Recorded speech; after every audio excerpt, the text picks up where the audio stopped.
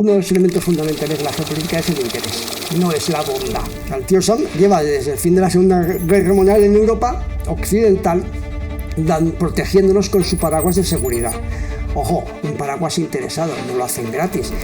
¿Qué pasa? Que como hemos ido creciendo económicamente, en lugar de ser unos socios de los que podían sacar más o menos réditos, pues hemos sido unos competidores económicos, que es lo que Trump vemos que a todo el mundo le quiere apretar, porque dice, oye, las relaciones comerciales que existía hace medio siglo, que Estados Unidos sacábamos provecho, ahora no sacamos provecho. Ese estado del bienestar está viniéndose abajo, porque no está funcionando bien, porque lo que fue maravilloso en un principio, que era la globalización, el comercio, ha permitido que surgiera un tercer actor internacional, China.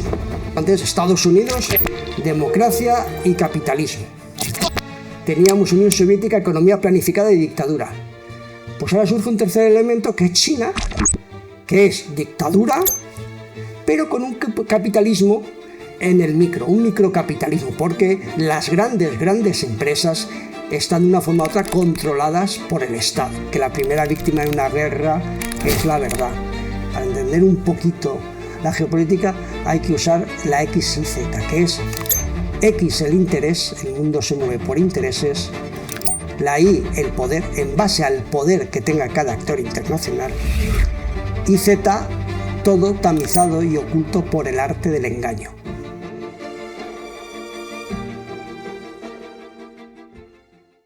Estamos ya grabando un día más en el podcast de Inspirabrand con Jesús de Salvador. ¿Qué tal, Jesús? ¿Cómo estás? Muy bien, Fernando. Muchas gracias, lo primero, por invitar. No, gracias a ti, por favor, por estar aquí, porque además vienes en un momento en el que las personas necesitamos escuchar voces como la tuya. Un momento en el que el mundo está de patas para arriba, Jesús, en lo político, en lo geopolítico, en lo internacional, en lo estratégico, y tú eres un experto en ello. Cuéntale a la gente que no te conozca. Aquí a todos los oyentes del canal de Inspirabrand, ¿quién es Jesús de Salvador? Gracias por lo de experto. Porque no, de experto yo creo que yo pienso como aquel que decía que yo solo sé que no sé nada, ¿no? De todo, soy un curioso, eso soy un curioso. Entonces me gusta mucho el porqué de las cosas, investigar. Yo tengo una formación de Derecho, soy un doctor en Derecho, tengo una formación de interventor, tengo experiencia internacional, una familia de profesores, militares, gente un poco que ha hecho mucha pedagogía, ¿no? Mucha docencia. Y entonces tengo una intuición, o sea, un interés de curiosidad, ¿no? de investigar, del porqué de las cosas. Y entonces en todo este entorno, como digo, dentro de mi familia, ya verás que yo, el tema familiar, yo soy de los clásicos, que yo creo que la familia es el nudo fundamental de la sociedad. Pues hay una gran corriente de historiadores y estudiosos de historia y que han hecho esa carrera maravillosa de la historia. Entonces tengo una pasión por la historia, ¿no? Una de mis pasiones es la historia y que es un poco las ciencias del comportamiento humano, ¿no? El porqué de las cosas, el porqué del ser humano ha llegado a donde estamos y por qué hacemos lo que hacemos.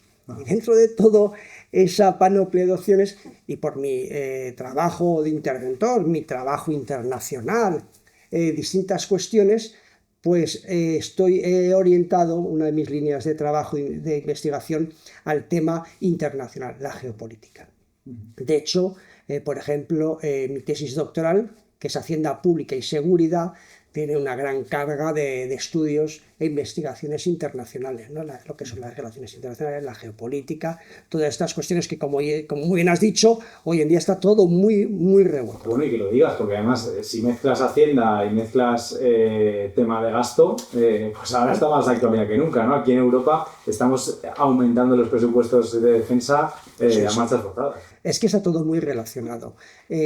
Raymond Aron hablaba del ecosistema humano, el profesor y catedrático de Valencia, Juan Enrique, hablaba del comportamiento humano, y está todo muy relacionado. Ellos hablan un poco de una base socioeconómica, el cómo vivimos, de qué comemos, qué produce una sociedad, al nivel de cómo se organiza esa sociedad, qué tipo de política lleva, y después el siguiente escalón es esa unidad política, cómo se relaciona con otras unidades políticas, es decir, las relaciones internacionales, y todas esas unidades políticas entre sí, si conforman una cultura o una civilización. Entonces, todos esos niveles están muy relacionados. Una sociedad, por ejemplo, que produzca poco, no puede tener unas relaciones internacionales o una geopolítica, una acción exterior potente, porque no tiene con qué respaldar económicamente esos anhelos imperiales. Y a la vez, un imperio puede caer perfectamente porque, teniendo una gran base económica, pueda perderla. Entonces está todo muy, muy relacionado. Oye, vamos a ir entrando poco a poco en harina. Todas las semanas escribes en un diario sobre geopolítica y sobre estrategia. Y comentas en una de tus publicaciones recientes que estamos en un momento de incertidumbre, de catástrofe, de pesadilla estratégica. ¿Por qué? Y empecemos un poco desde el principio. ¿Por qué en estos momentos y por qué en estos tiempos? Bueno, esos términos los uso porque es un lenguaje periodístico. Y entonces el titular ya sabes que es el 50% y hay que buscar un poco el remover, que es uno de mis objetivos siempre cuando escribo o hablo. Pero tampoco mientes, ¿no? No. Es un poco remover conciencias, porque eso del pensamiento único es muy aburrido. Eso, yo creo que uno de los grandes logros que hemos tenido en nuestra civilización occidental, porque bueno, lo primero, yo tengo una servidumbre, soy eurocentrista, occidental centrista, es decir, tengo una cultura, una formación de Occidente. Con lo cual, eso me lleva a una servidumbre. Si yo hubiera crecido en Johannesburgo o en Pekín, tendría otra forma de pensar. Si fuera oriental, tendría un concepto más colectivista de la sociedad y del progreso humano. Somos occidentales y tenemos la tríada clásica que se habla de Roma, Grecia y cristiandad, que es lo que ha permitido el desarrollo de la civilización donde estamos. Y entonces, esa incertidumbre... crisis, que hablan algunos, crisis de era o era de crisis, que hablan mucho jugando palabras. Crisis siempre ha habido. O sea, el cambio en la historia es una constante. Es una constante el mundo en cambio. Fíjate, la crisis climática, que es de los grandes debates, el clima siempre ha estado cambiando. O sea, crisis siempre hay y siempre ha habido.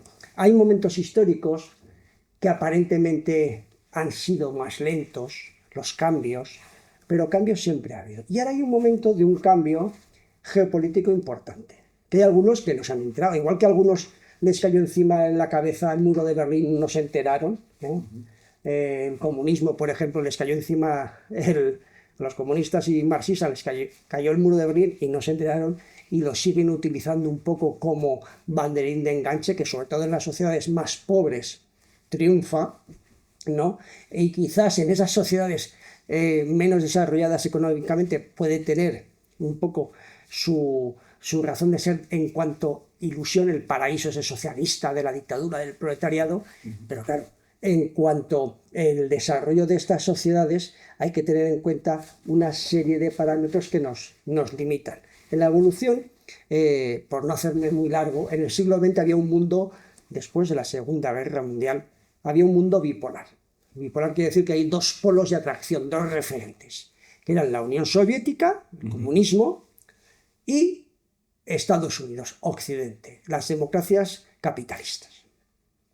Hay una guerra fría, un gran enfrentamiento, había guerras, no eran guerras directas, pero había guerras proxy, que les llaman guerras a través de terceros, en África, en Asia, habían guerras por todas partes, siempre ha habido guerras, es algo triste, pero es como el querer que no hayan enfermedades, siempre habrá enfermedades mientras seamos de cuerpo físico, no sé yo, con esas teorías transhumanistas y que quieren ir a meternos en robots, si algún día no habrá enfermedades, pero bueno, a día de hoy, como somos físicos, hay enfermedades, pues en las sociedades humanas hay guerras y va a seguir habiendo guerras.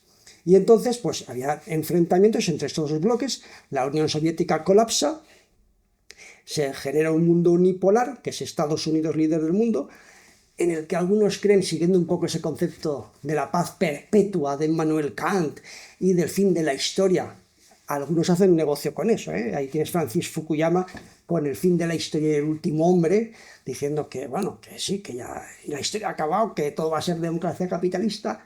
Que, claro, alguien con mínimos conocimientos históricos se ríe, porque la historia nos dice que estamos... No hay freno.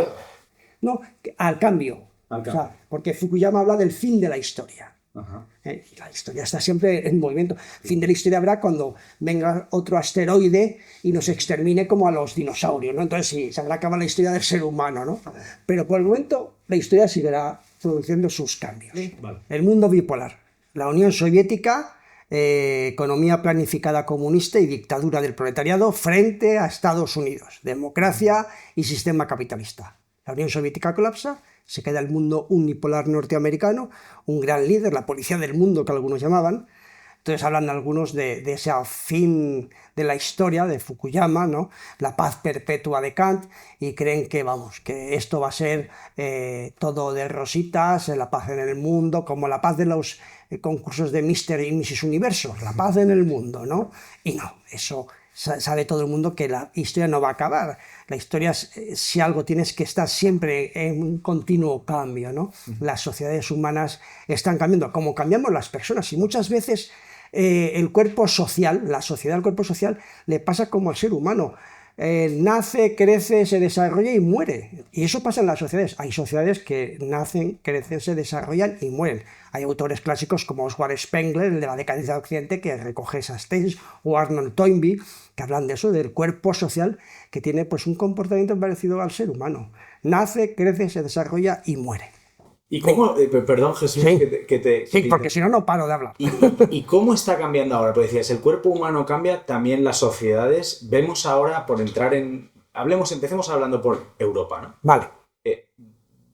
Ahora vemos dos Europas, ¿no? Dentro de la Europa vemos la Europa soberanista, ¿no? Esa Europa un poco más estatalista.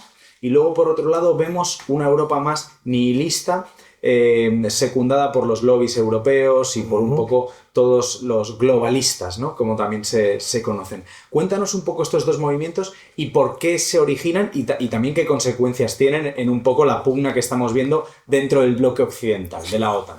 Dentro del bloque occidental hay, fíjate, hablas de dos Europas. El porqué del origen, o el origen así más inmediato de estas dos Europas, se origina en los años 90. Los años finales de los 80, principios 90, entre un enfrentamiento entre dos grandes líderes que representan eso, entre Jacques Delors, el socialista francés, que cree en Europa, en una Europa más federalista, con una gran Bruselas que vaya creciendo como entidad política, y otro sistema más confederal, más que siga siendo lo que era entonces, que era Margaret Thatcher, ¿no? Son dos conceptos, el conservador liberal y el socialista, más planificado y controlador. Y entonces ese desarrollo, ese momento que empieza por el fin de la Guerra Fría, pues empieza de una manera que parece que va a ser triunfante, que va a ir muy bien la Unión Europea, pero dentro de su triunfo está el fracaso. Esto pasa como cuando el Imperio Romano. El Imperio Romano tiene como unos grandes logros las calzadas. Las calzadas fueron las grandes vías de comunicación que permitieron el comercio, base de la riqueza del Imperio Romano, de la urbi et orbe. Pero fueron lo que utilizaron los bárbaros, los godos, para conquistar e invadir Roma. Y así pasa con muchas cosas. Lo que es una ventaja, después es una desventaja competitiva. Y entonces, ese éxito de la Unión Europea se le olvidó varias cosas. Primero, que la Unión Europea no es una creación, vuelvo a lo de los Mr. y Mrs. Universos, una creación de Happy Flower, si me permites. Es una creación interesada. Es una creación interesada. ¿Por quién? De los franceses, en concreto en un primer momento. Schubert, la declaración Schubert y su mano derecha Monet tienen que desarrollar una política internacional frente a Alemania, ¿vale? En el año 50 ya se está planificando el que Alemania vuelva a tener una entidad política, porque hasta ese momento estaba siendo ocupada por los aliados de la Segunda Guerra. Entonces tenían que estudiar qué hacían con Alemania, si va a tener entidad política independiente, si va a tener ejército, etc, etc, etc. Además habían dos Alemanias ya en ese momento. Entonces, una de las ideas que tiene Monet, que es un hombre muy práctico, había participado en la Primera Guerra Mundial como unión logística para mantener el frente occidental, en la Segunda Guerra Mundial igual, le da esa idea a la declaración Schuman del 9 de mayo, famosa de 1950, de hacer una comunidad de intereses. Es decir, en Europa nos hemos estado matando durante siglos, pues ya es hora que haya paz. ¿Y cómo podemos mantener la paz? Pues haciendo una comunidad de intereses, ser cómplices en lo pequeñito. Ser cómplices en lo pequeñito para que, al ser al compartir intereses, en ese momento claramente de tipo económico, pues ser socios en la economía, pues no nos peguemos, porque somos socios, como entre socios nos vamos a matar. Y además, la primera comunidad económica europea es la del acero y carbón, precisamente la materia prima de las guerras. Pongamos en común. También era porque los franceses querían echar mano un poco del carbón y acero de la cuenca de la Ruhr alemana. Querían obtener, como pasó en la Primera Guerra Mundial, que ocuparon esa parte occidental de Alemania. No, o sea, que hay muchos intereses. Es que uno de los elementos fundamentales de la geopolítica es el interés, no es la bondad, que algunos creen, que también hay que buscar, sobre todo, como dice la Iglesia, el mal menor, ¿no? Entonces, se pretenden buscar y unir esos intereses en común, poner intereses en común para intentar llevar a Europa a una época de más paz. Entonces, Sí, perdón, Jesús, si lo traemos a la Europa de hoy, sí, ¿existe esa misma convivencia o ese pacto de intereses? es que ese pacto de intereses se ha adulterado, se ha transformado. Decías que habían dos posiciones, la globalista y la globalista nihilista y la soberanista. Esa doble división que estoy bastante de acuerdo en esa división que existe, esos dos posicionamientos, ¿no? Pero lo que se olvidan esas dos posiciones es que existen gracias a lo que se llama el paraguas norteamericano, al tío Sam. O sea, el tío Sam lleva desde el fin de la Segunda Guerra Mundial en Europa occidental protegiéndonos con su paraguas de seguridad. Ojo, un paraguas interesado, no lo hacen gratis. Siempre han buscado pues, unas relaciones comerciales que fueran beneficiosas para ellos. ¿Qué pasa? Que como hemos ido creciendo económicamente, en lugar de ser unos socios de los que podían sacar más o menos réditos, pues hemos sido unos competidores económicos, que es lo que Trump vemos que a todo el mundo le quiere apretar porque dice, oye, las relaciones comerciales que existía hace medio siglo, que Estados Unidos sacábamos provecho, ahora no sacamos provecho y seguimos siendo el que, como dicen ellos, el que tiene el big stick, el gran garrote, que era una política norteamericana de principios del siglo XX, que era de Theodore Roosevelt, el de La noche en el museo, el que va a caballo, ¿no? Sí. Que hace de Williams de uniforme. Ese personaje, y entonces lo que buscan es el beneficio. Entonces, esas dos corrientes que se están peleando o compitiendo en Europa, los globalistas y los soberanistas, entienden una Europa de distinta forma. Unos que se quieren diluir en un concepto del todo vale, nihilismo, de no hay principios, el único principio es la economía, que está produciéndose un retroceso a nivel histórico, es decir, dentro de la evolución del antiguo régimen, época nobiliaria, a la época moderna contemporánea, hay una descentralización o fragmentación del poder económico, es decir, la burguesía crece, además surge el proletariado, las rentas de trabajo van aumentando a costa de las rentas de capital, que es la antigua nobleza, y se pone todo ese mecanismo de capitalismo, que es la economía del siglo XX. Ahora no, ahora hay cada vez una mayor concentración de capital, las rentas de capital están subiendo, mientras las rentas de trabajo cada vez son menores. O sea, está haciéndose una marcha atrás histórico en lo que nos ha permitido ir evolucionando de un Estado nacional a un Estado de Derecho, de un Estado de Derecho a un Estado democrático, y de ellos a un Estado del bienestar. Y ese Estado del bienestar, tú has dicho lo de la hacienda pública y seguridad, pues está todo relacionado.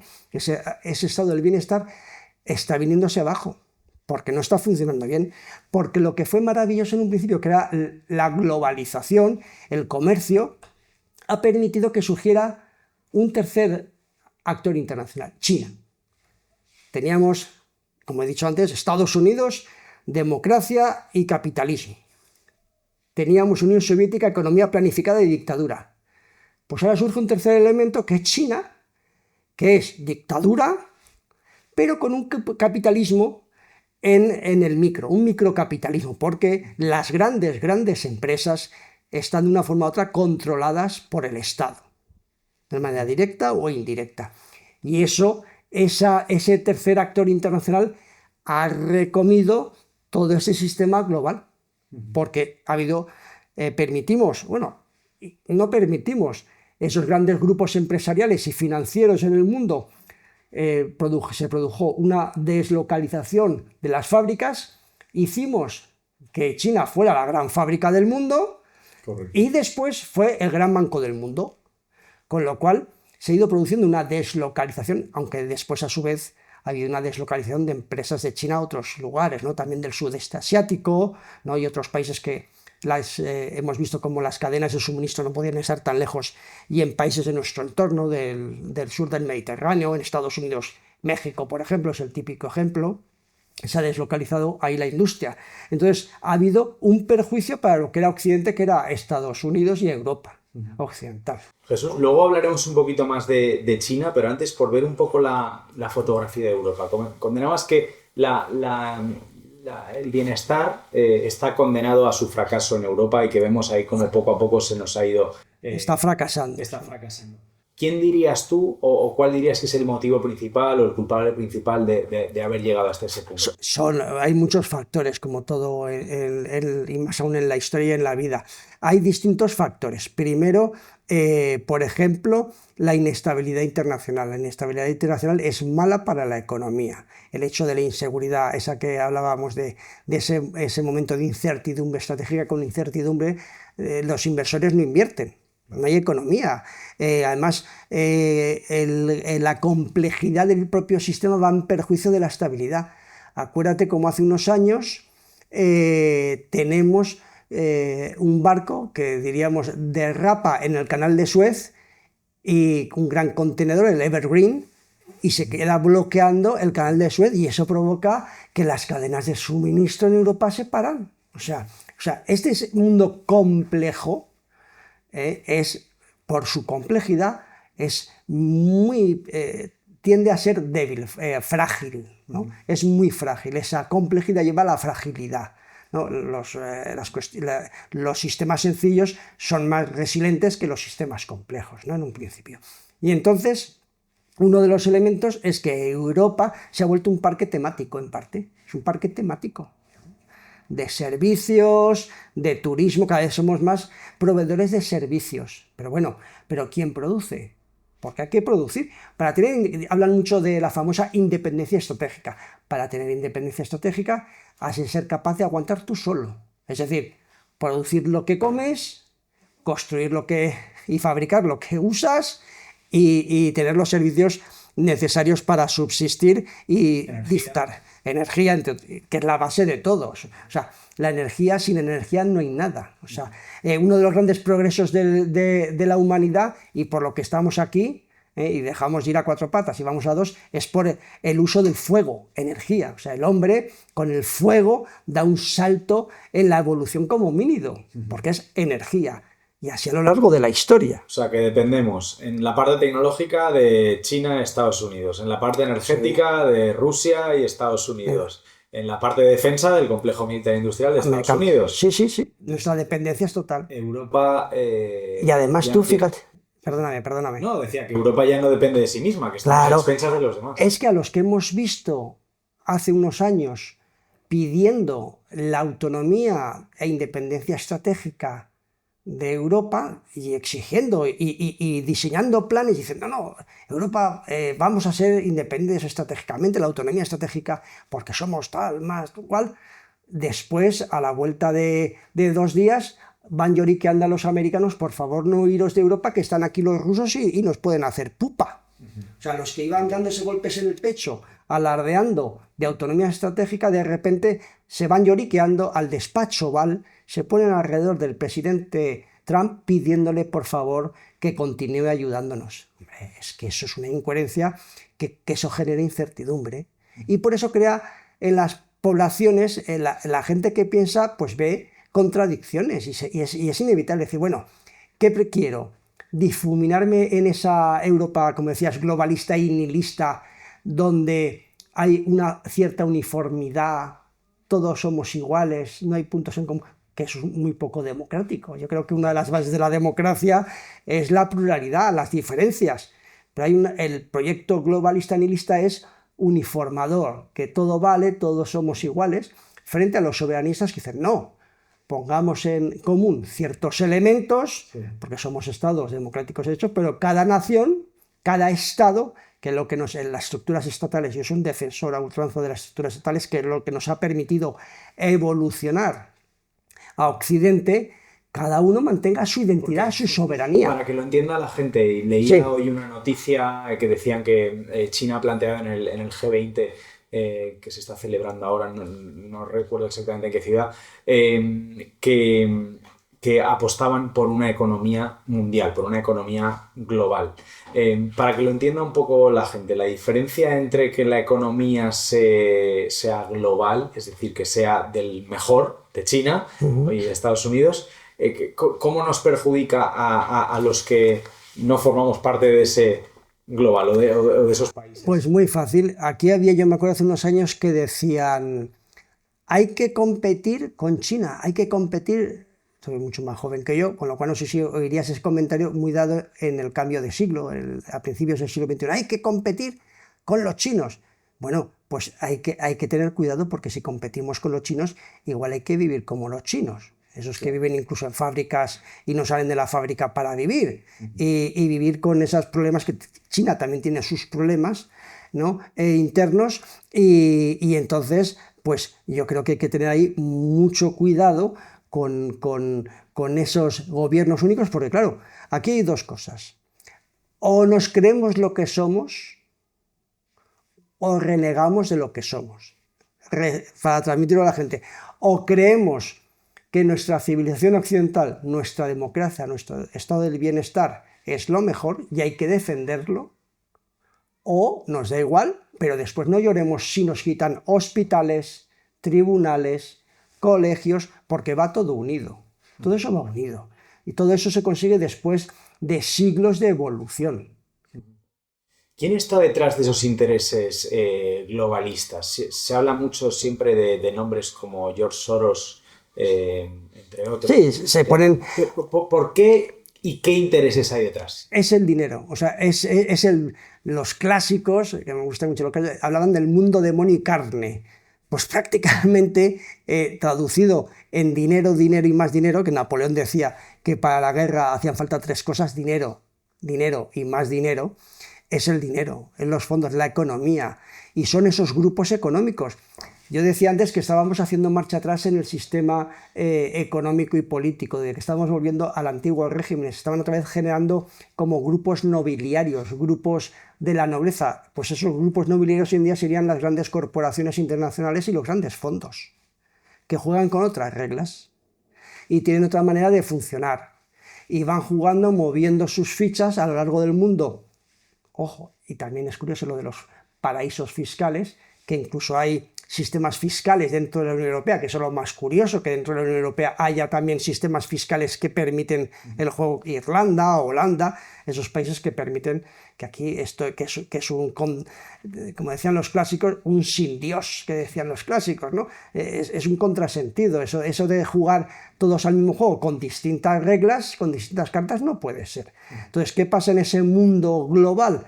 Pues sí, que si jugamos todo, pero vamos a jugar todos, pero con distintas reglas, con lo cual los que mandan, porque al final manda siempre en el mundo alguien, el que tiene más poder, ya sea poder militar, hoy en día Estados Unidos, o poder económico como China, nos van por lo que nos está pasando ahora. ¿Qué nos pasa a nuestra agricultura en Europa? Que se está empobreciendo. Y eso es lo más antiecológico que hay, porque si no hay una buena agricultura y ganadería, los montes se abandonan, el campo se abandona y cada vez hay más desertización. Es lo más antiecológico lo de abandonar, y eso se está permitiendo por una política de, en un primer lugar, decir, cambio agricultura por industria. A mi vecindario o al Mercosur ahora dice, yo os vendo toda la producción industrial a costa de que yo importo vuestros productos agrícolas y elimino el campo. Porque dicen, no, el campo es que es un 1 o 2% de la economía, sí, pero ¿y la ecología? Tanto que ese globalismo, nihilismo, habla de ecología y del cambio climático. ¿Cómo vas a sostener el ecosistema si lo vas a abandonar? Porque la agricultura no funciona.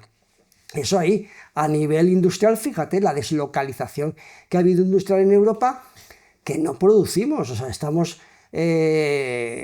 perdiendo la industria, que se ha ido a China, se ha ido a otros países, y hay un gran problema. Y le pasa igual a Estados Unidos. es muchos de los motivos de los aranceles de Trump es decir, es que ha habido las industrias se han ido de Estados Unidos, por eso le han votado los del cinturón de hierro de los Grandes Lagos, donde antes hacía toda la producción automovilística alemana. Entonces, pongo aranceles para ver si la industria vuelve otra vez a Estados Unidos. Pues igual en Europa, con China, fíjate todo lo que importamos del gigante asiático. Entonces, claro, ese mundo global que quieren, pues bueno, y que vamos camino de él, es que al final casi se lo repartan entre unos y otros, entre China, que yo estoy convencido estamos ya en un momento de bipolar, está en la Unión Euroasiática entre Rusia y China, que entre ellos también tienen sus problemas y sus dificultades. Dicen que Trump juega un poco a atraer a Putin al terreno de Occidente para provocar entre ellos disensiones. Y después el otro bloque, el occidental, Estados Unidos, Europa y el resto de Canadá, Australia y Iberoamérica en parte. Y entonces en esos dos grandes bloques pues habrá dos polos, China y Estados Unidos, que serán los más ricos y poderosos, y los demás seremos satélites que iremos un poco, como ya en parte vamos de comparsa, porque lo estamos viendo día a día, como nuestras posiciones cada vez van menguando más y estos países cada vez lideran más. Jesús, quiero preguntarte un poco por otro de los temas que se habla mucho hoy en día, que es el de la guerra cognitiva. Sí. Y el de la propaganda y el de las narrativas detrás de los bloques. Esto es algo que ya desde la Guerra Fría veíamos, ¿no? Con las carreras armamentísticas, con esa exhibición de músculo. Pero ahora se insiste mucho en que la guerra no está tanto en el terreno, muchas veces, sino en la mente de las personas. Es una guerra más de relato. ¿Cuáles serían las dos narrativas y cómo el ciudadano tenemos que entenderlas? No sé si nos podrías dibujar un poco la fotografía.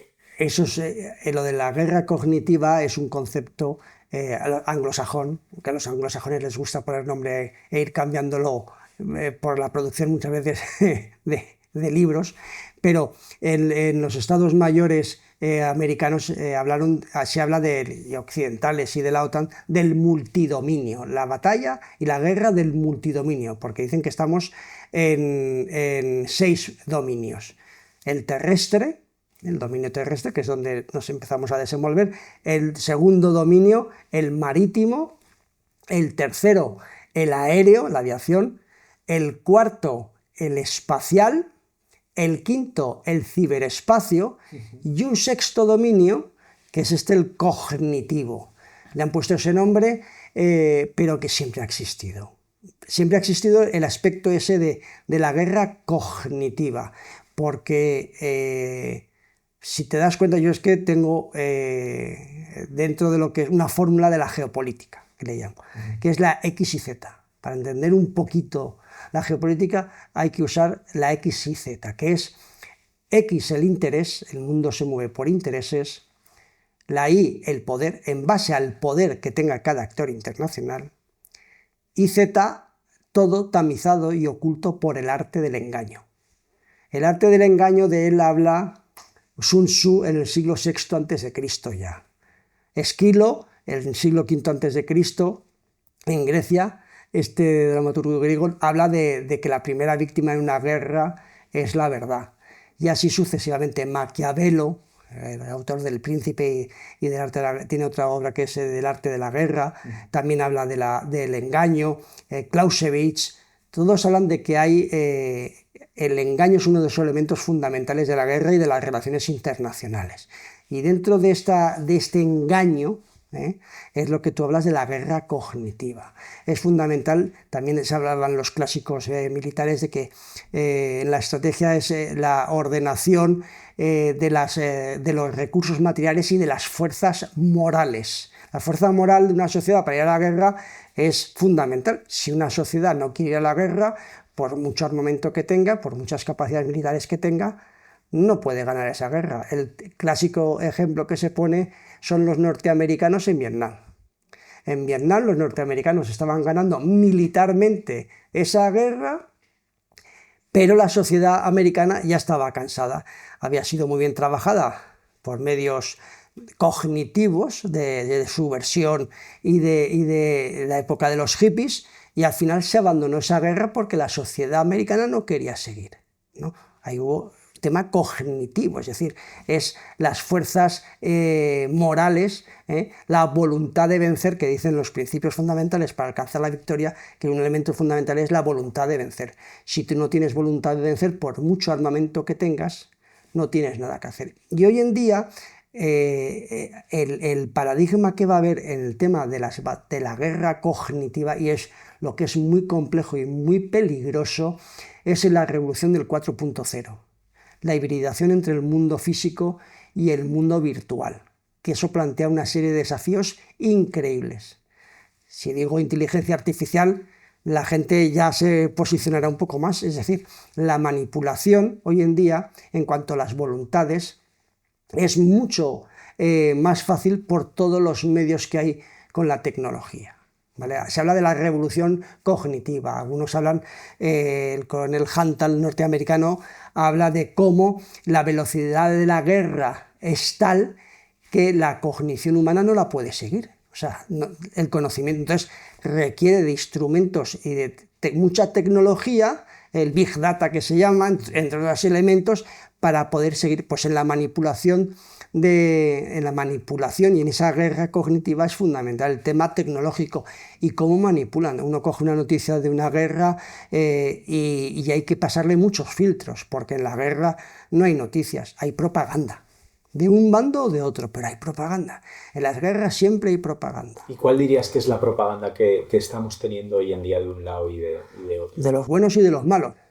¿De los buenos y de los malos? ¿O de uno? Porque, de los malos, oye, de Occidente, a ver, Oriente? No, digo de broma, buenos y malos, porque hay que posicionarse, o sea, muchas veces son cuestiones de interés, ¿no? Y en el tema que hay que intentar, el mal menor, como dice la Iglesia, la cuestión de la moral, pero al final son intereses, y la bondad o maldad de uno u otro bando pues es muy difícil, y sobre todo en ciertos conflictos asimétricos donde, por ejemplo, combaten terroristas contra ejércitos profesionales. El ejército profesional sigue unas guerras convencionales de conflicto y los terroristas no se someten a ninguna, ¿no?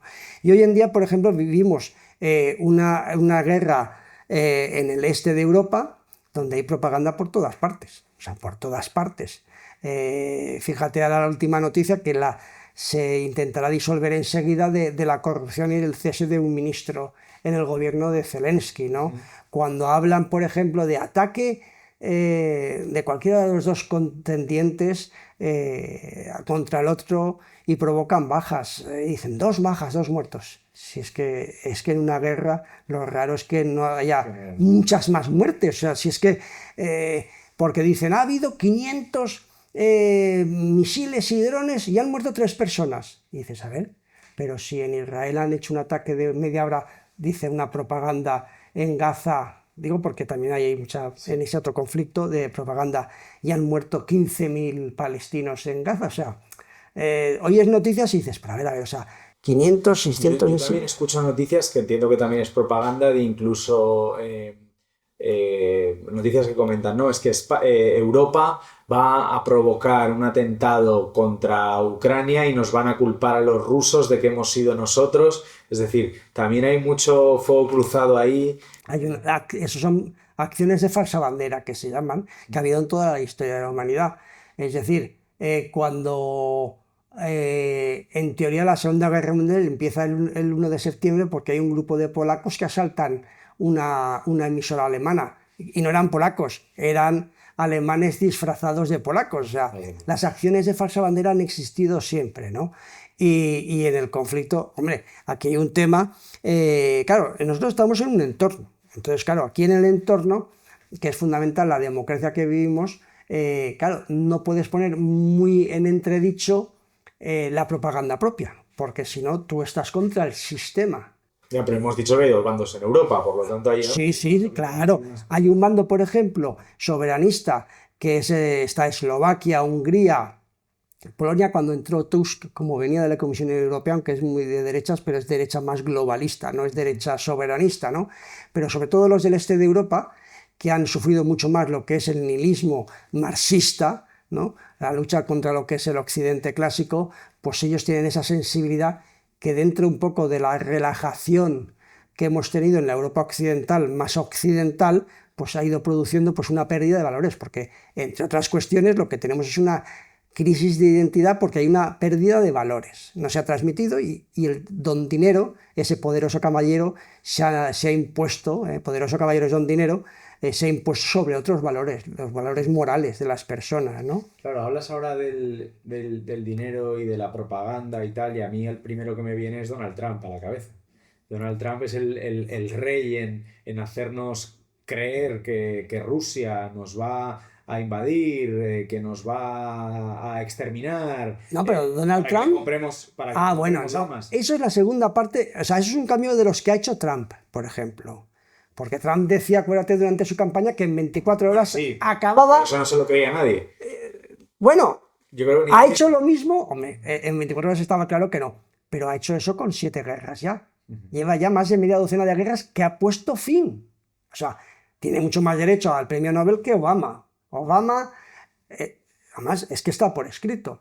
Obama tiene el premio Nobel porque en abril del año que toma posesión, es decir, a las semanas de haber tomado posesión del cargo de presidente de Estados Unidos, en Praga, en abril de ese año, afirma y hace una declaración de quiere un mundo sin armas nucleares, siendo él el que más tiene.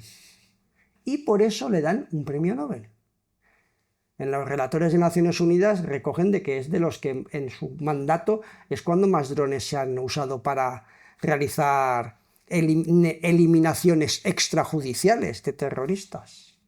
O sea, que muy pacífico parece que no. O sea, que Trump, lo que pasa es que, aparte de que es un personaje... Bueno, y que está ahogado también por la deuda americana, entonces necesita...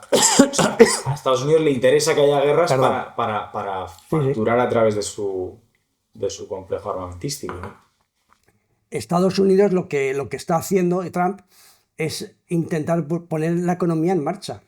Uno de los grandes problemas en las últimas épocas de los gobiernos occidentales es que se han vuelto adictos a la deuda. Son completamente adictos a la deuda, al déficit presupuestario y a la deuda. Es un síntoma de la crisis del mundo liberal, el que no hayan presupuestos, el que estemos todo el mundo, que Francia esté cambiando continuamente de gobiernos porque no se ponen de acuerdo en los presupuestos.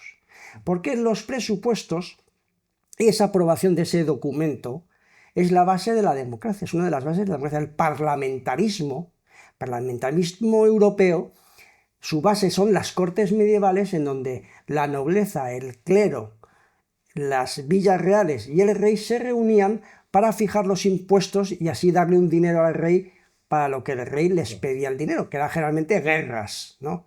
Quiero aumentar el reino. Por ejemplo, el Santo Cáliz de Valencia lo tenemos en la catedral porque Alfonso el Magnánimo pidió un préstamo para hacer las guerras y conquistar el reino de Nápoles y Sicilia.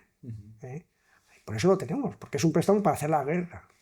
Entonces, ese problema de esa economía endeudada... Espera un segundo, no quiero que pase desapercibido esto que acabas de decir. Es muy revelador, ¿no? O sea, desde los anales de los tiempos, el ser humano está obsesionado con conquistar, con expandirse, o sea, está en la naturaleza... entonces de las sociedades, ¿no? De las de este siglo y las de hace... Sí, incluso algunos hablan de antropólogos y estudiosos del proyecto Gran Simio, hasta en los simios más primitivos.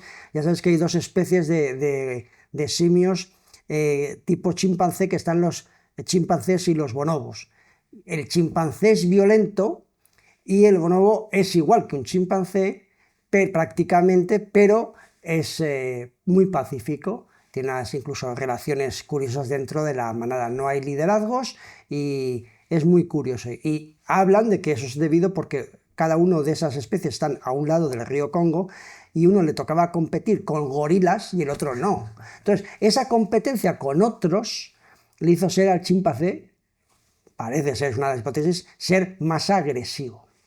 Nosotros tenemos sociedades que compiten entre ellas. Entonces, al competir por el alimento es lo que produce esa violencia. O sea, la violencia es algo innato. Ya, pero ahora no competimos tanto por alimentos, sino por dinero, por poder. Claro, y eso te lleva a los alimentos. Al final es competir por lo que quieres o necesitas.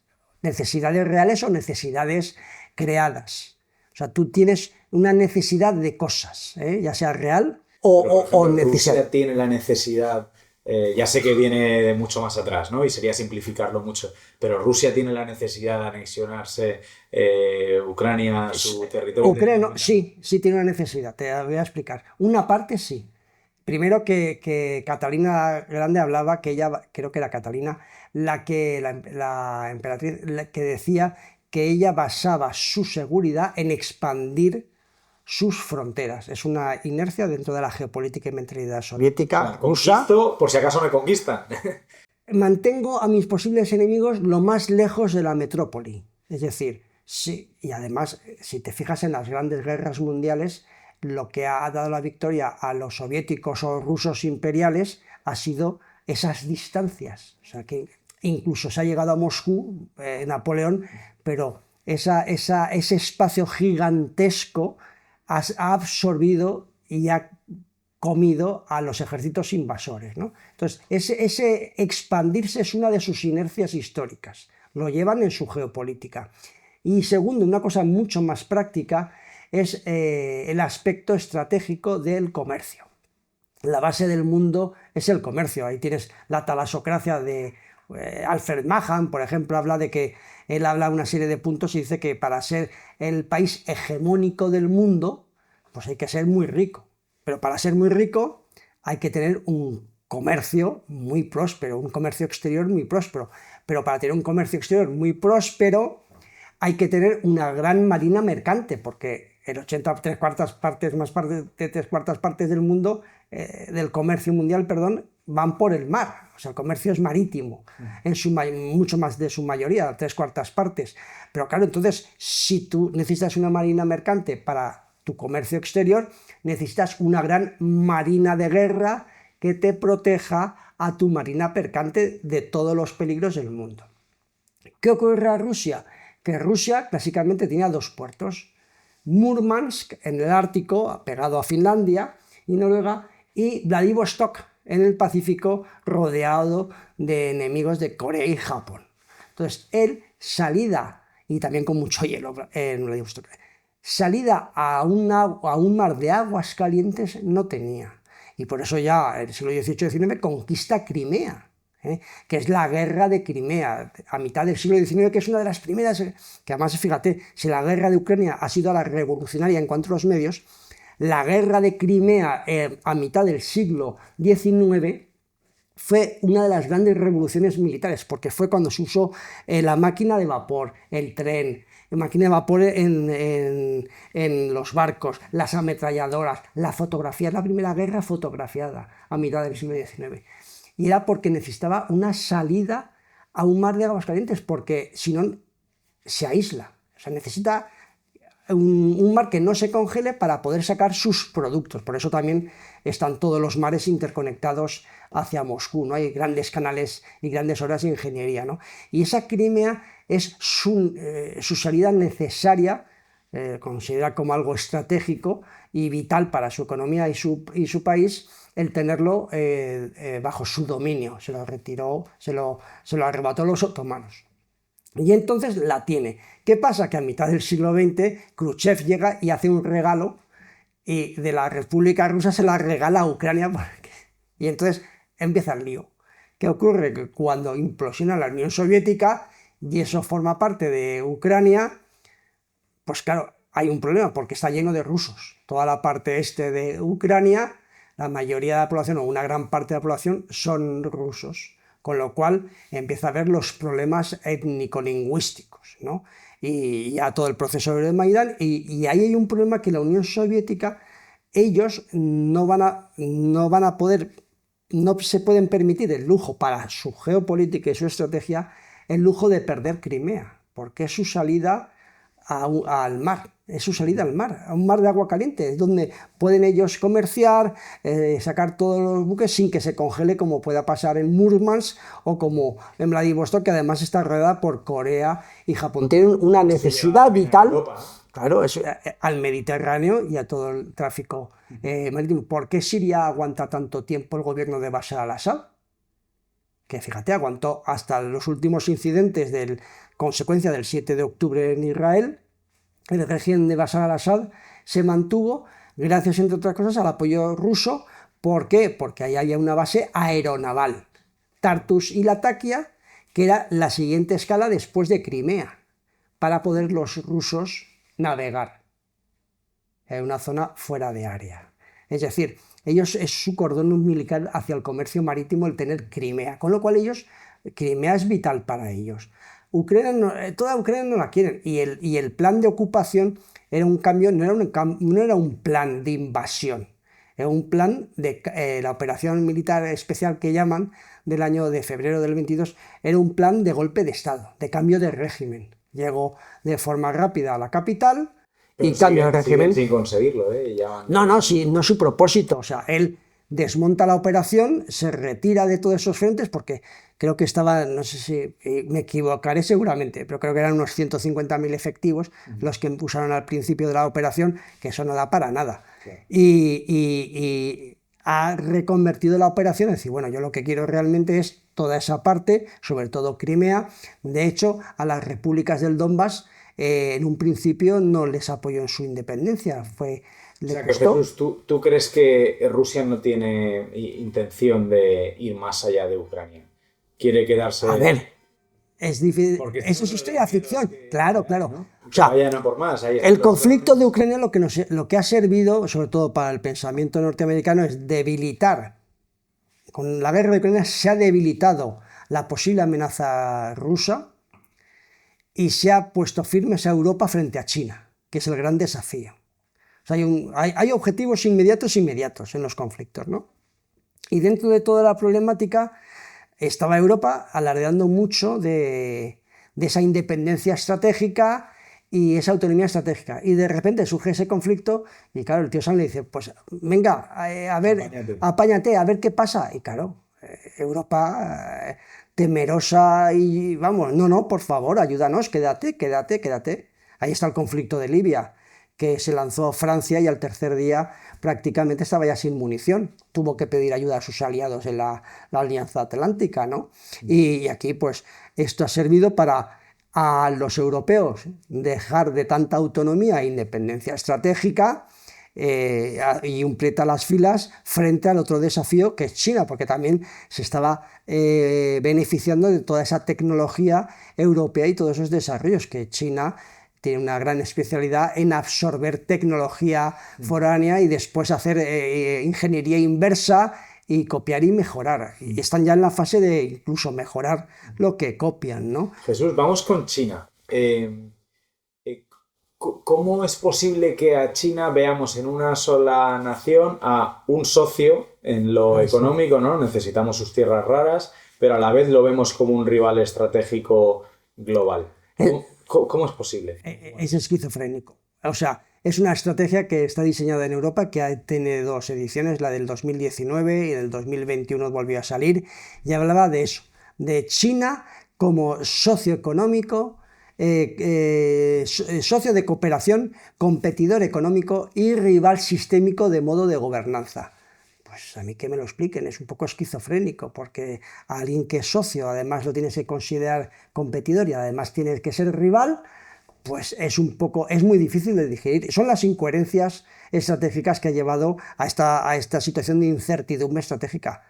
O sea, hay que llevarse bien con todo el mundo, no hay que ser agresivo con todo el mundo, pero hay que saber cada uno cómo está, porque relaciones económicas ha habido toda la vida. Por ejemplo, el tema del gas ruso, durante la Guerra Fría, en los años 60-70, empezó ya a comprarse por parte de Alemania gas soviético, o sea, y la España de Franco, vendía cosas también a la Unión Soviética, al comunista que había en la División Azul, o sea, relaciones comerciales y económicas se hacen siempre ha habido. la mayoría de las empresas de Taiwán, de la China rebelde, la provincia rebelde que dicen los chinos comunistas, son propiedad de la China comunista. O sea, la China comunista es la principal socia de la China nacionalista de la isla de Formosa.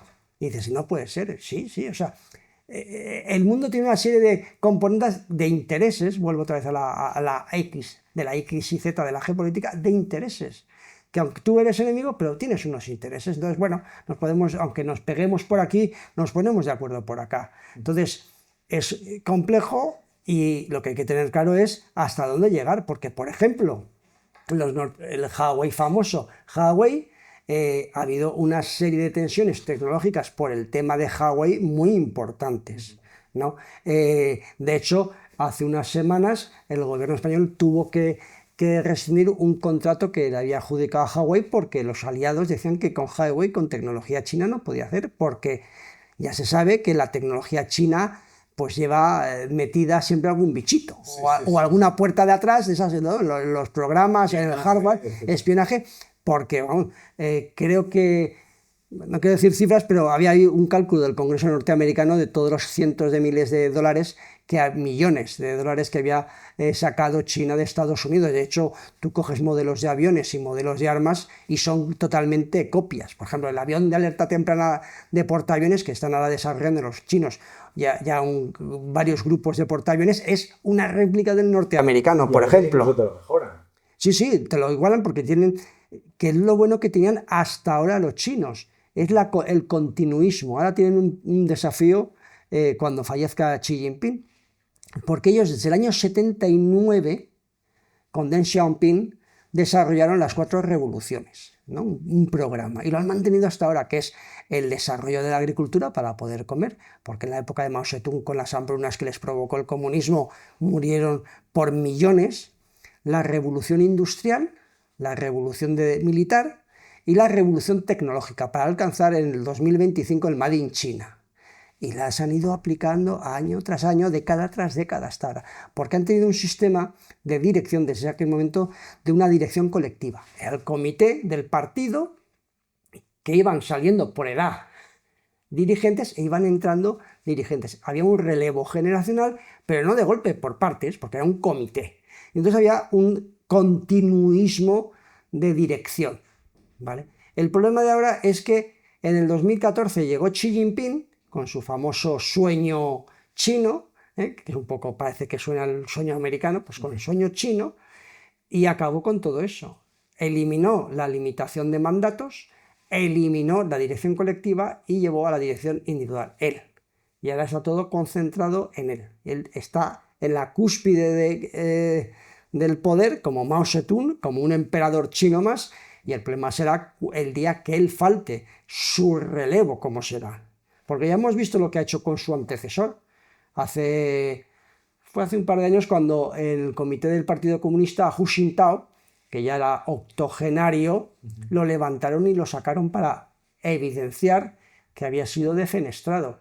Porque Hu Jintao, que fue el antecesor, presidente del Partido Comunista Chino, fue el que ideó el ascenso pacífico de China. Y fue una puesta en escena de Xi Jinping, del poder de Xi Jinping. Jesús, ¿crees que en el pulso militar todavía estamos a falta de un momento Sputnik? ¿O crees que ya lo hemos visto todo? Me refiero, ¿crees que alguna de esas potencias, Rusia, Estados Unidos, China, tienen guardado algunas en la manga para decir, aquí estoy yo? Estamos viendo un montón de exhibiciones de armamentísticas por parte de las 3 potencias. ¿Crees que eso todavía no ha llegado, que ya ha llegado? La verdad es que en momentos Sputnik se está viendo continuamente, ¿no? Por ejemplo, y además es un poco dentro de la política de la disuasión, ¿no? La disuasión, que los griegos decían los clásicos, si vis pacem para verum, si quieres la paz, prepárate la guerra, se basa en que tú tienes que dar tanto miedo a tu enemigo de que le puedes hacer tanto daño o más de lo que te puede hacer él. Con lo cual las exhibiciones de poderío son inevitables. Has de exhibir músculo, ¿no? Algunos incluso exageran el músculo militar del enemigo para vender así más armas. Ojo, porque cuando se vino abajo la Unión Soviética, vimos que el poderío militar de la Unión Soviética no era tan fuerte, ni tan duro, ni tan avanzado como se decía, ¿no? Pero algunos tienen que vender producto, ¿no? Igual que vendes lavadoras y está la obsolescencia programada, pues estos otros fabricantes de armas tienen que exagerar el poderío del enemigo para así venderte más armas, ¿no? O puertas blindadas, de que hay muchos atracos para así venderte más puertas blindadas. O sea, es la economía de mercado lo que tiene, ¿no? Y aunque a veces también hay propaganda y hay esa guerra cognitiva de la que hablábamos antes, ¿no? Entonces, está habiendo muchos momentos Sputnik. Lo que está claro es que China se nos está comiendo. O sea, es una termita mundial. O sea, China es una termita mundial y ese mundo que dominábamos Occidente se lo está comiendo China por dentro. ¿Y eso qué impacto puede tener a nivel global a las naciones? Pues fíjate, el hecho de que se te encarecen todos los productos. Has dicho antes tierras raras. Todo el tema de tierras raras, todo el tema tecnológico. Fíjate, yo me acuerdo, y pasó hace poco relativamente, pero yo me acuerdo sobre todo en los 90 que hubo un episodio de un súper terremoto de estos de 7, 8 de la escala 8, ¿no? Una barbaridad en Taiwán, en Formosa, que es el mayor productor de microchips del mundo, y como se vino todo abajo, hubo un pico de precios y de retrasos en entrega de ordenadores. Entonces, claro, el problema es que si hay un país que se ha especializado en tierras raras, que tiene la tecnología, pues tiene todo, pues te va a poner los precios que él quiera y te va a hacer pasar por el aro. O sea, estás en sus manos. O sea, aquí es como el querer después, porque te dicen, sí, muy barato el coche chino. Sí, sí, pero cuando ya no haya más coches que China, que los chinos, él será el que te ponga las reglas de juego. Por ejemplo, hay otros de los... leí un artículo hace mucho tiempo que era muy bueno, que hablaba de por qué Uber perdía, en sus inicios, sobre todo de instalación en China, por qué perdía dinero en cuanto a sus servicios. Y hablaban algunos de que era, porque era una estrategia diseñada, parece ser en ese momento, que ha tardado más en llegar, porque esperaba desplazar a todos los otros competidores e instalar coches autónomos. Con lo cual se queda el mercado y además de una manera baratita, como ya está pasando en muchas fábricas que están empezando a sustituir el elemento humano por sistemas robóticos, que, como he dicho antes, el gran desafío y cambio de paradigma va a ser el 4.0. Eso va a ser terrorífico. Bueno, y lo estamos viendo estos días con el modelo de robot Neo, el modelo de robot Optimus, que serán al fin y al cabo los que en Europa, por ejemplo, si me permite la expresión, nos van a limpiar los mocos cuando seamos la generación de los boomers, seamos viejos, los que nos van a limpiar los mocos van a ser los robots. O sea, es una de las cosas, porque no hay relevo generacional ahora mismo. Y aparte hay las discusiones de la inmigración, no inmigración y todas estas cuestiones que son otro de los desafíos, el desafío demográfico que tenemos en Europa, que en lugar de niños tenemos mascotas. Entonces es uno de los grandes problemas. Y esos momentos Sputnik, China, estamos viendo, por ejemplo, la revolución cuántica, la computación cuántica, que parece ser que van bastante avanzados porque son muy herméticos.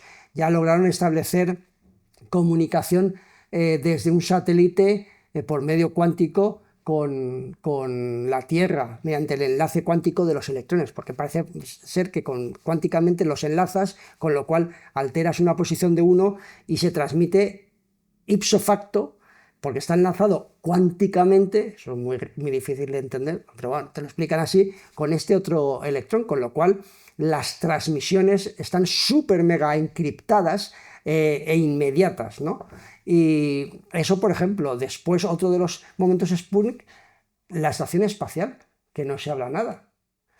Todo el mundo, todo el universo, tenemos la estación espacial, la ISS, la Estación Internacional Espacial. Y ahí estamos todos, Estados Unidos, Rusia, Europa, Canadá, Japón, China. Pues los chinos tienen otra parte. Esos momentos Sputnik. Ellos han cogido y han desarrollado su propia estación espacial para hacer sus experimentos. Otro momento Sputnik ha sido el alunizaje en la cara oculta de la Luna, que eso a mí me suena a James Bond. Yo, como tengo más años, lo de esos, que además eran muy malos los efectos especiales, o sea, el aterrizar en la cara oculta de la Luna, eso me lleva a pensar que el que hace eso quiere estar oculto del mundo, Porque claro, tú cuando aterrizas en la cara visible de la Luna, todo el mundo desde la Tierra te ve con un telescopio. No. Y aparte, que eso es un momento Sputnik porque tiene muchísima complejidad por el tema. No se sabe nada. Transmitieron unas señales, no se sabe. A ver, no se sabe cara al público, porque la Z del X y Z de la geopolítica es el arte del engaño. Claro. La información que tenemos el común de los mortales, esta conversación no la tendríamos hace 200 años. O sea, esta conversación la tenemos hoy en día, son conversaciones muy modernas. Antes esto solo lo conversaban, leían, hablaban, pues los que tenían acceso, por ejemplo, al Príncipe de Maquiavelo o a su arte de la guerra, creo que también tiene esa obra, pues eran los príncipes, los condes, los nobles, o sea, la minoría de la minoría de la minoría de la población, está al alcance de la sociedad. ¿Vale?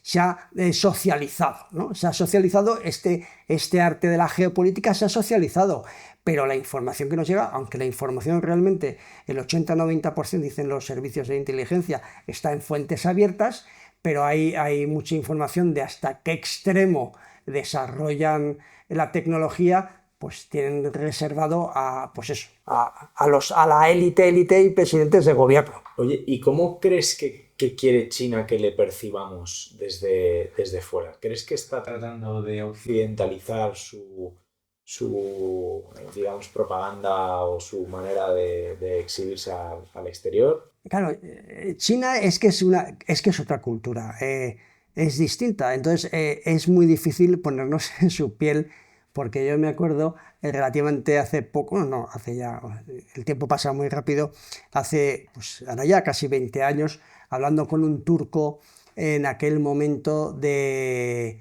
su anexión o no anexión, integración, perdón, a la Unión Europea, anexión no, su integración a la Unión Europea, que había muchos idas y vueltas, y él al final me dice, es que a nosotros ya no nos interesa entrar en Europa, con una visión muy nacionalista, Los chinos tienen unas formas muy suaves, muy soft.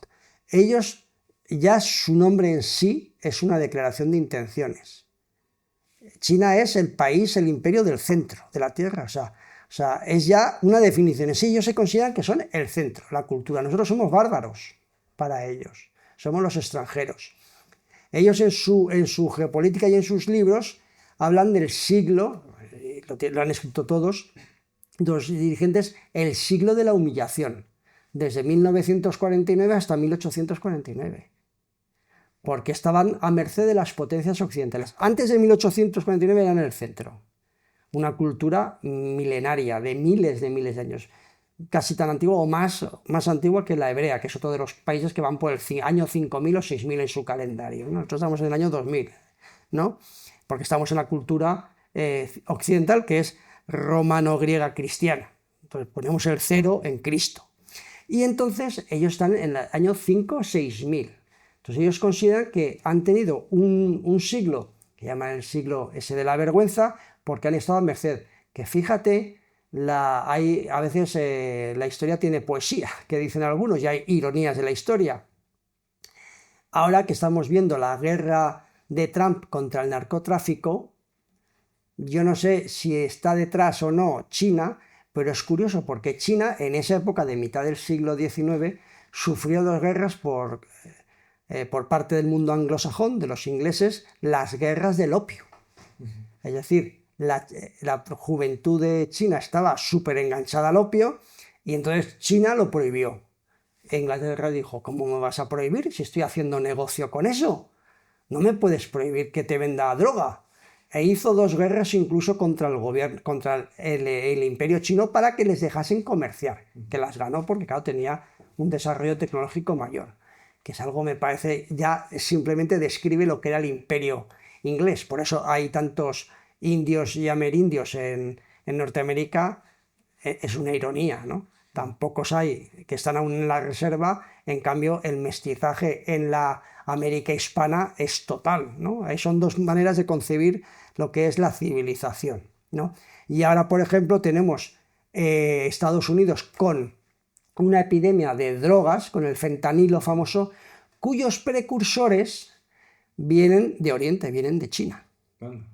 vienen del oriente, del asiático. Entonces, Jesús, esos precursores que forman... una pregunta, en geopolítica, es que aquí no me está quedando claro, en geopolítica Dime. no se supone que el enemigo de mi enemigo es mi amigo, por lo tanto, ¿cómo es posible que China esté detrás de esa guerra si en teoría Venezuela sería de ese lado Bueno, claro, a ver, chino? China no está detrás directamente, esos siempre son interpuestos, ¿no?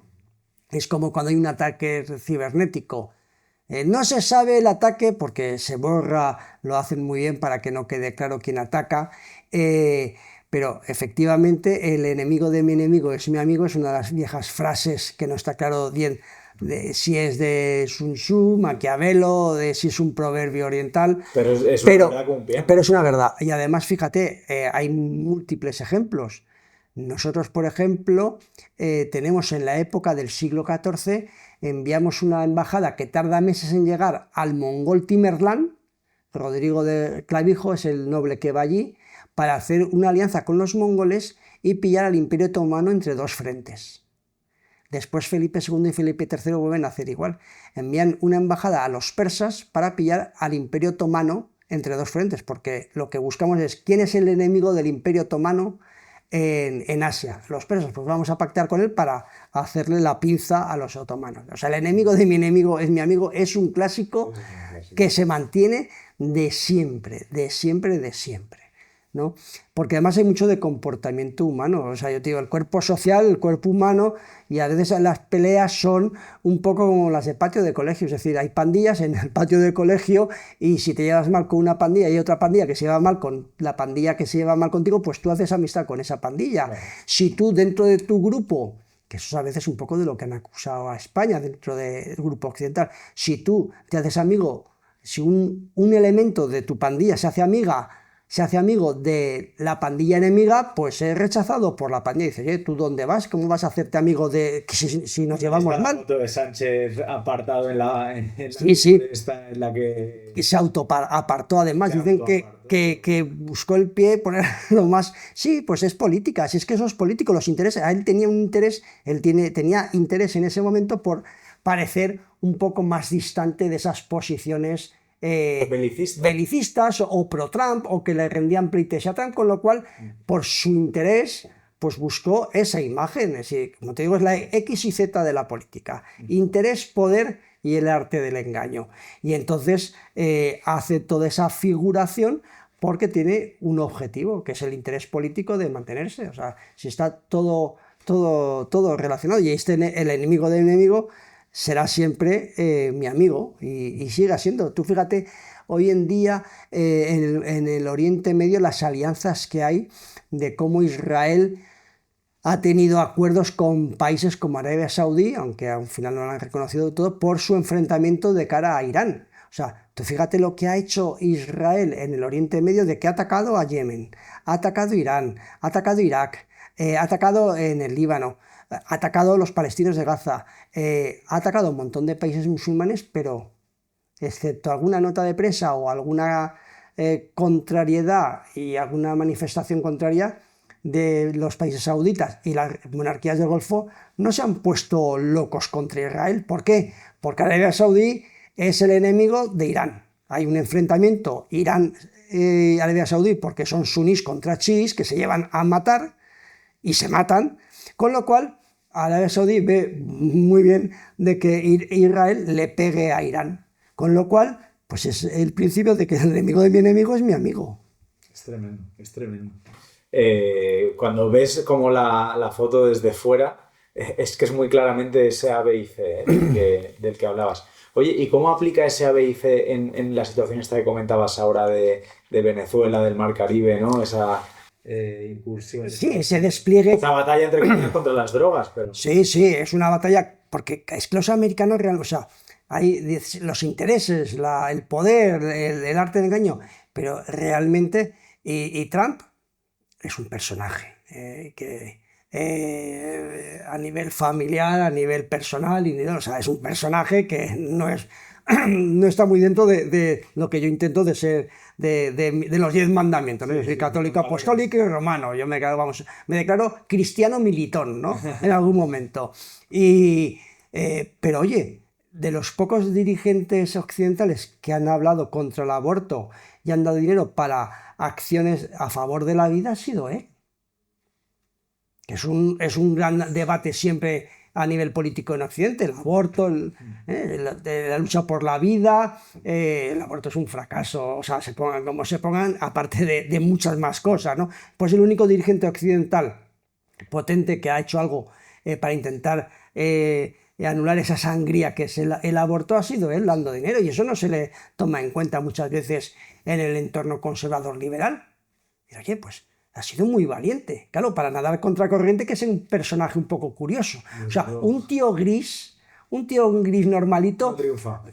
no va contracorriente. Y la contracorriente hoy en día es el globalismo, el dinero todo lo vale, el nihilismo, deja hacer a cada uno lo que le dé la gana. Si alguien hoy en día tiene valores y los quiere defender, pues, y quiere exponer esa defensa, como los defiende y las incoherencias que pueda tener. Claro, eso siempre, pero el que esté libre de pecado, que tire la primera piedra. Entonces, pues no son gente grises y sosos, son gente de carácter especiales que, pues bueno, tienen sus defectos por ese carácter. Y entonces, Trump tiene un problema en la sociedad, en su juventud, las drogas, que es algo terrorífico. Es que esas imágenes, es que, aparte de otros muchos problemas, yo estaba en San Francisco y, por ejemplo, el problema de los homeless, parecía una película como el videoclip de Michael Jackson de Thriller. O sea, llegaba la noche y empezaban a salir homeless de no se sabe dónde a meterse en los patios a dormir, como en la película Thriller, igual. Era algo alucinante. Y entonces ahora el tema de la droga, pues pasa igual. ¿Crees que lo está utilizando también un poco como artimaña para aprovechar y derrocar al régimen de Maduro? También, por supuesto. Intereses, poder y el arte del engaño. Está usándolo de muchas formas. Está usando como presión al régimen para ver si alguien de dentro del régimen derroca, da un golpe de estado y elimina a Maduro. Vamos, es una típica y si se queda por presión. El camino con petróleo venezolano, Hombre, pues más. Es que el principal comprador de petróleo venezolano ha sido Estados Unidos, ¿no? Eso es algo. El principal fuente de ingresos del régimen comunista cubano son las divisas que envían norteamericanos de origen cubano.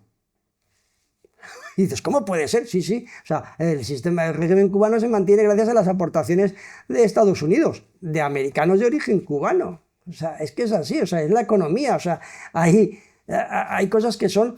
Por eso te digo lo del buenismo y lo de la paz en el mundo, de los Mr. y Mrs. Universo, pues es eso, la paz en el mundo, pero después hay que pisar el terreno y nosotros vivimos en una jaula de oro. Occidente, Europa, es una jaula de oro, porque cuando sales de ella y estás en el resto del mundo, ves que es una merienda, vamos, que van todos contra todos. O sea, esto es... Y en Venezuela hay una crisis humanitaria primero era política, después económica, y ahora ya están incluso alimentaria. O sea, es que hay escasez de todo, Y entonces hay una emigración, que en España el otro día daban datos de que había 1 millón, creo, de iberoamericanos dados de alta en la seguridad social, y el segundo grupo más numeroso, de más de 100.000 personas, el segundo más grupo eran venezolanos, de toda la gente que ha salido huyendo, porque es que ahí es un drama. Y eso que es un país... Yo he estado en Venezuela al principio del régimen, cuando Chávez, el comandante Chávez que decían, y es que veías una riqueza por todo, de agricultura, de recursos de petróleo, de recursos de servicios y turismo, pero la dictadura, el sistema despótico, la corrupción, pues no tiene freno y estropea todo. Es la maldición del rey Midas, que dicen, ¿no?, que todos los países más ricos son los que están peor en el mundo, ¿no? Sí. Y eso le pasa a Venezuela, y ahora está Estados Unidos intentando hacer esa presión para intentar el cambio de régimen, con ese ofrecimiento de millones de dólares para saber alguno de los propios, de la propia élite venezolana, pues para provoca, sacarlo del poder. Claro, un golpe. Jesús, para ir finalizando, ¿cuál dirías tú que es el reto de los próximos 20 años a nivel geopolítico para el paraguas en el que se encuentra España, ¿no? Viéndolo un poco desde aquí, desde nuestro país, que al final no somos más que un granito de arena, ¿no? Pero ¿cuál dirías que es nuestros retos? Primero es un poco de coherencia e integración nacional. Pues le pasa también a Estados Unidos, le pasa mucho a Occidente por ese nihilismo, esa falta de valores, que hay una gran disgregación. En lugar de buscar el interés general, vamos a los intereses de las mini identidades, ¿no? Cada uno tiene una identidad propia, ya sea sexual, regional, lingüística, y nos miramos el ombligo y ya el interés general se diluye. Hay que estamos en esa crisis de valores en el mundo occidental. Hay que retornar a los valores clásicos: Grecia, Roma, cristiandad. Ser defensores de lo que somos y de lo que tenemos, ¿eh? Y hacer mucha pedagogía. Ese tema que has dicho de la guerra cognitiva es verdad. O sea, hay un nihilismo, hay un movimiento antisistémico que que viene ya de antiguo, ¿no? Yo creo que hay una tendencia desde la Revolución Francesa, por ejemplo, a eliminar una de las patas, esa tríada de la civilización occidental, de ir contra todo lo que sea religioso, contra todo lo que sea cristiano, de esa tríada Grecia, Roma y cristiandad. A Charlie Kirk le costó la vida. La vida, sí, o sea, es terrorífico. O sea, hay una persecución contra todo lo que significa cristiandad. Y cristiandad significa muchas cosas, porque la cristiandad es la legalidad. Es decir, hasta que llega la cristiandad, no había una única ley para todos. Había la ley nacional, o sea, el derecho romano para los romanos y el derecho de gentes para los extranjeros. Los judíos tienen una ley para ellos y otra ley para los gentiles. Los primeros que hablan de una ley igual para todos es el cristianismo. Después incluso de la igualdad de sexos, que hablan tanto de los géneros y tal. El primero en la historia que está documentado que hace una acción de género es Jesucristo, cuando quieren lapidar a una adúltera, porque al adúltero no le pasaba nada, pero a la adúltera la lapidaban. Y se interpone e impide que lapiden a la adúltera. O sea, la cristiandad aporta muchísimo a nuestra civilización occidental. Y eliminar esa pata de la civilización occidental, de Grecia, Roma, cristiandad, la deja coja, pero beneficia a esos otros intereses más materiales, porque lo que hace la cristiandad es ser un referente moral siempre. Es un referente moral a favor, entre otras cosas, de los más desfavorecidos, ¿no? de los más indefensos. Si tú eliminas de eso la ecuación, pues eso, lo que está pasando hoy en día. Estamos retrocediendo a la época, pues, donde hay unas élites que viven muy bien y una gran masa de siervos y gentiles de la gleba, ¿no? Un poco. O sea, la clase media se ha proletarizado y la clase proletaria se ha empobrecido. Estamos bajando el nivel, incluso hay países donde la edad, los años de vida incluso están retrocediendo. No hablemos ya con cosas mucho más prácticas como la vivienda, etc. Estamos retrocediendo en esa lucha. Y no hemos entrado en un tema que es incluso más preocupante todavía, como podría ser el tema del control, ¿no?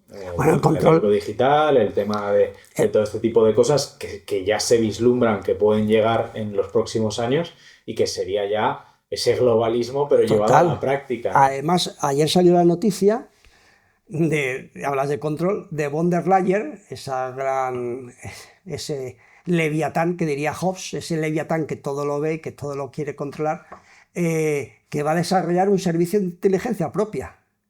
Claro, eso supone pues algo ciertamente, no sé, para ocuparse o preocuparse, porque claro, todos los países, todos los estados-nación tienen servicios de inteligencia que tienen sus controles, porque ahí, por ejemplo, hay un control aparte del parlamentario, hay un control de jueces, ¿no? En la ley de CNI, por ejemplo, hay un control que para ciertas acciones pues han de ir al juez de una forma reservada, porque son servicios de inteligencia e información, y pasar un control judicial, ¿no? Claro, porque es la conformación de nuestro Estado, ¿no? Estado de Derecho con tres poderes: legislativo, ejecutivo y judicial. Aquí, claro, esa división de poderes en la Comisión Europea no existe. Es una democracia orgánica al modo de Franco, porque son elegidos por otros que han sido elegidos, que a su vez eligen a su vez, o sea, con lo cual representación directa no hay mucha, ¿no? Es una representación indirecta. Pues esas personas con ese gran poder, que además tengan servicios de inteligencia y de información, pues dices, eso es una concentración de poder muy, muy grande, porque claro, es el gran hermano, vamos, es lo de de Orwell y 1984, y el Ministerio de la Verdad y el Gran Hermano que todo lo ve y todo lo sabe, y contra el que no puedes oponerte, porque si no eres cancelado. Ya hemos visto la política de cancelación en Estados Unidos, donde, bueno, ahora mismo pues ha habido una reacción que es Trump a ese wokismo, a esa cultura de cancelación, y es Donald Trump, aunque aún están oscilando. No se sabe si cuando pase Trump volverá otra vez el wokismo y la cultura de la cancelación, pero desde luego el control al que vamos, hay un retroceso general. Además, eso se ve mucho en los medios. O sea, hay una crisis de los medios. Yo que, como dices, escribo y participo, hay una gran crisis de medios. Claro, hay otro tema que dices, las redes, lo que antes decía de la calzada romana y de que lo que ha sido algo favorable es desfavorable. Por ejemplo, lo de los sustitutos, que se ha usado mucho de los medios clásicos, que eran un elemento muy de control de masas, los medios de comunicación. Surgieron las redes, dicen, pues a través de las redes podemos controlar también a las personas por saber. Pero claro, también dentro de las redes están, por ejemplo, estos canales, el canal de YouTube y otros canales, que con eso la gente se informa hoy en día. La juventud sobre todo no se informa a través de los medios clásicos de comunicación, de radio, televisión y prensa escrita en papel, no. Es por plataformas y por redes. Lo que era un sistema buenísimo para el Gran Hermano, para el control de la sociedad, pues es una de las grietas por donde pierden el control. Y hemos visto en las elecciones europeas, fíjate, una persona ha conseguido 3 eurodiputados, Alvise, solo a través de estos canales, con lo cual, claro, eso al sistema le produce mucho miedo, porque ve que tiene grietas en ese control y que estos medios son alternativos y que son de muy fácil acceso, porque claro, los grandes medios de comunicación, los mass media, requieren, pues como las grandes industrias energéticas, necesitan de un capital y de una financiación enorme, con lo cual no puede una persona, ni un empresario, ni grupos de empresarios alcanzar. Pero en cambio, por estos medios, cualquiera puede tener su ventana, su plataforma de información, de emitir y recibir, porque eso es fundamental. La información es poder, que siempre se ha dicho, ¿no? El cuarto poder. Ahí está China, que cuando en esos países no tienes acceso a claro, los que aquí sí tienen. Como se dice, ahí tienen internet capado. Claro. O sea, filtran y solo entra y sale lo que quieren. Y eso es lo que parece que hay algunos con esos de la desinformación, las fake, que hay que controlar, que quieren también capaz. Ojo, yo soy favorable a un cierto control de internet, pero ojo, el mismo control que hacemos en el espacio físico. Es decir, igual que en el espacio físico hay fronteras, pues habrá que hacer fronteras en internet, porque si no, cuando hay un ciberataque que dicen, pues hay un ciberataque de un servidor de Indonesia, pero que en el fondo rebota a un tercer país, y otro, con lo cual te han hecho un ciberataque o te han robado información y no sabes de dónde ha sido atacante, ni puedes perseguirlo, o igual es de un país que no hay acuerdo de extradición. Por eso, igual habrá que hacer un día una frontera física en internet con los servidores, decir, bueno, igual que hacen ellos lo hacen con el aspecto de control de la sociedad. Yo hablo de un control de las leyes, es decir, para controlar que se cumplan las leyes, porque las mismas leyes que hay en el entorno físico tiene que haber el cibernético.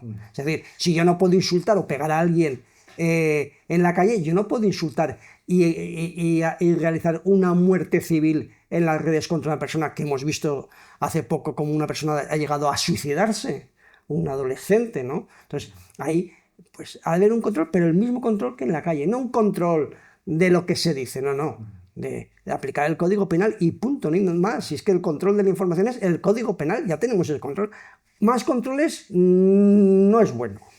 No, y lo que va a ser muy tremendo es esa guerra 4.0 que comentabas, tecnológica, de hackeos, de drones, en el que la inteligencia artificial, que ahí es donde se está posicionando China, y aquí en Europa pues estamos comprando ganadas y estamos comprando nada, estamos aún con los carros de combate. Tú fíjate, dicen que Turquía, que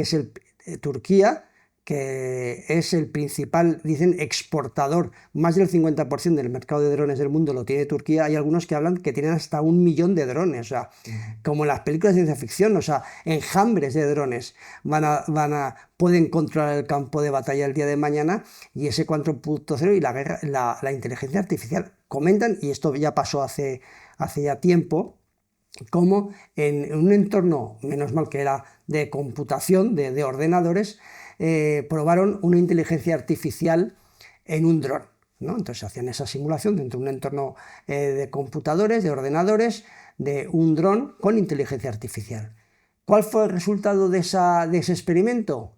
Que el dron mató al piloto remoto. ¿Por qué?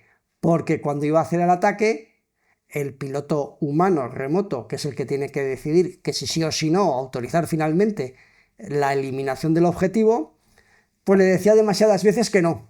Ya fuese porque había niebla, porque habían civiles, porque habían bajas colaterales, porque habían problemas. Dentro de la lógica absoluta de la inteligencia artificial decía, ¿qué es lo que me impide realizar la misión? ¿Qué es lo que me impide atacar el objetivo? El piloto remoto. Pues elimino el piloto remoto para poder hacer la misión, que es lo de las 3 leyes famosas de Isaac Asimov, ¿no? Entonces, la inteligencia artificial tiene una serie de desafíos enormes. Hace poco leí un artículo de cómo el sesgo de querer congratularse o favorecer los deseos del cliente, que eso está trasladado a todos los logaritmos, lleva a la inteligencia artificial a mentir. Claro. Es decir, a los datos, a cambiar los datos para que tú estés satisfecho con lo que te dice. Con lo cual, la inteligencia artificial, una de las cosas que se está viendo que está haciendo es mentir. Lo cual es peligrosísimo, porque si te miente, decían otros experimentos, a mí me gusta mucho lo tecnológico, que uno de los grandes sitios que vieron donde mintió más era cuando se le informa o se le filtra la información de que van a ser desconectados. Y ahí, por lo visto, ya cortocircuita. O sea, ahí tenemos, es uno de los grandes desafíos. O sea, que además la ciencia ficción muchas veces ha avanzado esos que son pensadores, al fin y al cabo, los científicos. O sea, la ciencia ficción, fíjate, Julio Verne, que en la época dirían, está chalado a la luna. Pues han avanzado parte de ese pensamiento. Yo, por ejemplo, cuando cogemos estos relojes modernos y hablamos a través de ellos, pues me trae a la cabeza Star Wars, la Guerra de las Galaxias, cuando hablaban así. Digo, mira, como hace más de 40 años yo veía eso y decía, ahí va, pues lo estoy haciendo medio siglo después. O sea, y entonces uno de los grandes desafíos es esa, dentro de la guerra cognitiva y demás cosas, es del 4.0 y la IA, con esos robots, como decíamos antes, que son los que a los boomers nos van a limpiar los mocos. Lo vamos a ver. Jesús, ha sido un placer. Hemos aprendido un montón de geopolítica contigo y hasta pronto. Ojalá nos podamos volver a ver. Gracias, Fernando. Muchas gracias por invitarme y hasta pronto. Hasta cuando queráis.